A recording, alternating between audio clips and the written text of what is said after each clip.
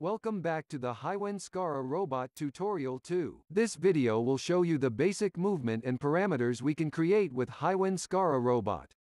The first type of movement is point-to-point movement. This is the fastest path between 2 points. Usually, this is not a straight line. If there is no obstacle between, you are encouraged to use this movement to shorten the cycle time. Next, we have line motion. This is a straight line between 2 defined points.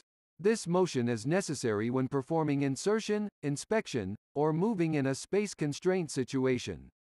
Okay, let's look at some motion parameters.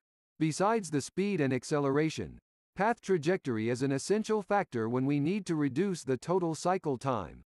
If the continue command is called, the robot controller will consider the next motion point and will move in a smooth path.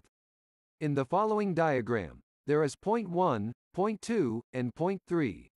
When the continue command is used, the movement is smoothened at point 2. Hence the path cycle time is reduced. If the find command is called, the robot will not be faring the path.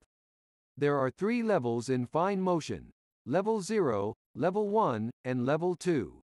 The level 2 command is the highest and strictest among all the movements. It will not pre-read the following command, and it will confirm its actual position. It will be used when high precision is required. Enough of the PPT. Let's looking at the simulation. I am going to show you 2 types of movement with the exact same position.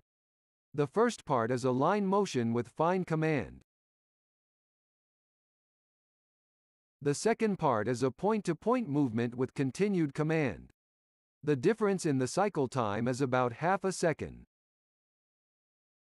Correct path selection is crucial, as it can significantly influence the total cycle time.